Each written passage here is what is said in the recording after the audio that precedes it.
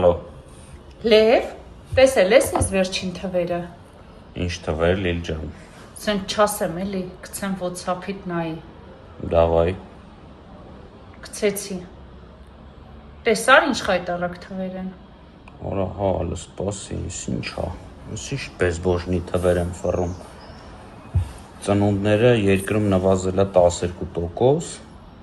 ամուսնություններն է 7%։ Բա բաժանումները 28%-ով աճել են, ծնելիություններ 40%-ով ընկել է, 40, ուժս։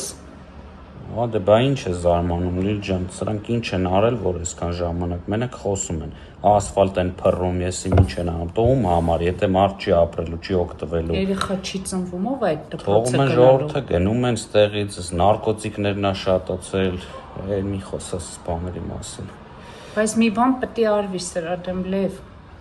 Լսի, չգիտեմ կուրսի ես, այս ազգային վերածննդի հիմնադրամ կա, ուժեղ Հայաստանն է առաջարկում։ Չէ։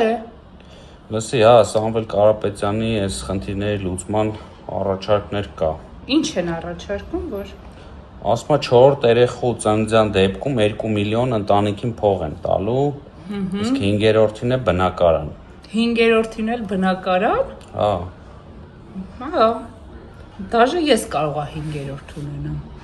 Դե էսա միակ տարբերակը երկիրը էս ու այս խնդիրը լուծելը էսա էլի, եթե 300,000 աշխատատեղ է ստեղծվի, 20,000 հատ մաչելի բնակարան է լինի, ասա այս հարցերը լրիվ Էլի պետք է մարդիկ երկրից գնան։ Այո, ճիշտ է։ Ծնելիությունն է կարճի, ջահելներն է կօգտվեն։ Դե ուրեմն հունիսի 7-ին բոլորս գնում ենք ընտրության։ Անպայման, համար 3-ն է։ Այո, հունիսի 7-ին համար 3 քվյաթերթիկ։ Գնացինք։